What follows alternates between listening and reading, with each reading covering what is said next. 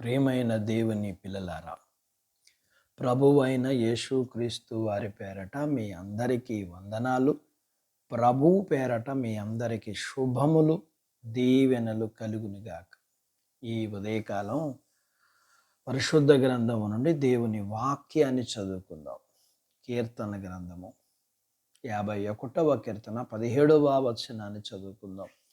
విరిగిన మనసే దేవునికి ఇష్టమైన బలులు. దేవా, విరిగి నలిగిన హృదయమును నీవు అలక్ష్యం చేయవు. దేవుడు తన మాటలు మన కొరకు దీవించునుగాక. ఆమెన్. ప్రియమైన దేవుని పిల్లలారా, జీవితము మీద విరక్తి పుడితే తప్ప ఎవరి హృదయము విరగదు, మనసు నలగదు. జీవితం మీద ఎన్నో ఆశలు పెట్టుకున్న వాళ్ళు వారి హృదయాన్ని విరుచుకోవాల్సిన అవసరం ఉండదు. పైగా వారి హృదయం ఈ లోక భోగాలు అనుభవించాలని ఊళ్ళుడుతుంటుంది. స్వార్థపరులైన మనుషుల హృదయాలు చాలా కఠినంగా ఉంటాయి. ఈ లోక సంబంధమైన ఆశలతో కరుడుగట్టి ఉంటాయి. కాబట్టి అవి విరగవు, నలగవు. దేవుడు కోరుకున్నట్లు విరిగి నలిగిన హృదయం రావాలంటే దేవునితో మనకు పరిచయం ఉండాలి. దేవుడంటే తెలియకపోతే విరిగిన హృదయం రాదు. మనిషి ఎప్పుడు తన స్థాయిని పెంచుకోవడానికి తాపత్రయపడతాడు.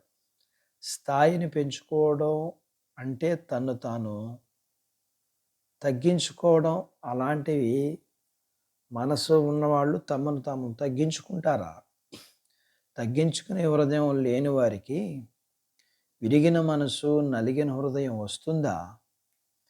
విరిగిన మనసు, కలిగిన హృదయం రావాలంటే ఏం చేయాలి? మన ఆచరణతో సాధించాలి. ప్రార్థన ఒక్కటి చేస్తే సరిపోదు. ఖచ్చితంగా మనం దాన్ని ఆచరిస్తూ, అనుభవిస్తూ సంపాదించుకోవాలి.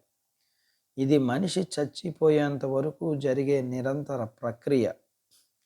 మనం ఆ ప్రక్రియలో ఉన్నప్పుడు దాని నుండి తొలగిపోకుండా దేవుడు సహాయం చేస్తాడు. దేవుడిచ్చిన ఆరోగ్యం, తెలివితేటలతో అన్నీ సంపాదించుకుని వాటిని బట్టి తాను దేవునితో సమానంగా హెచ్చించుకునే వాళ్ళని దేవుడు ఇష్టపడతాడా? తన ప్రాణాన్ని కాపాడుకోలేని వాడు ఎలా గొప్పవాడవుతాడు? మనం ఇది గ్రహిస్తే మనల్ని మనం తగ్గించుకుంటాం. అలాంటి వారిని దేవుడు నిరంతరం చూస్తాడు. తగ్గించుకున్న వారి ప్రార్థన దేవుడు వింటాడు. విరిగిన మనసు, నలిగిన హృదయం లేని వారి ప్రార్థనలు దేవుని దగ్గరికి చేరవు. గర్వ హృదయులందరూ కఠినంగా శిక్షించబడతారు.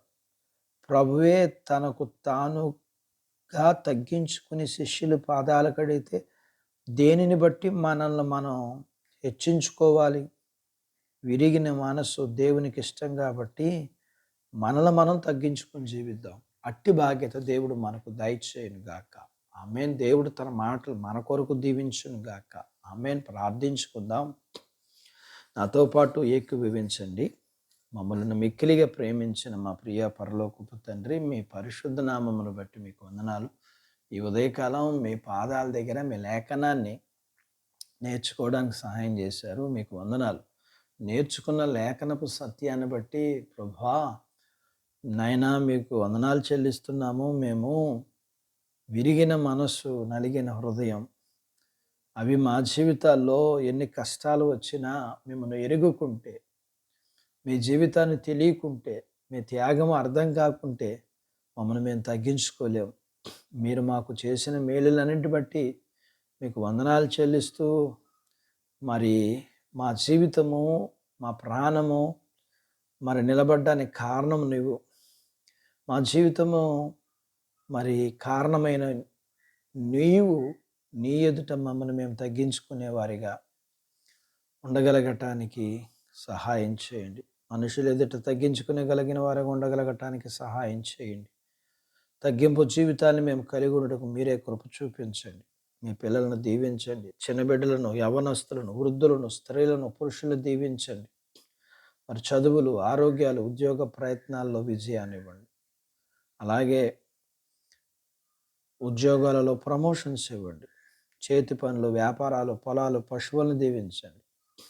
వివాహాలు కాని వారికి అవ్వటానికి, గర్భఫలములు లేని వారికి ఇమ్మని, గర్భం కలిగిన వారికి సుఖమైన ప్రసూతి ఇమ్మని, ప్రసూతైన తల్లి పిల్లలకు ఆరోగ్యాలు ఇమ్మని, మీ పిల్లల అవసరాలు, సమస్యలు, బలహీనతలు, రుణాలు మీరు తీర్చి మీ పిల్లలు మీరు దీవించమని యేసు ప్రభు వారి పేరట స్తుతించి ప్రార్థించి అడిగినవన్నీ పొందుకుని ఉన్నాము తండ్రి. ఆమెన్.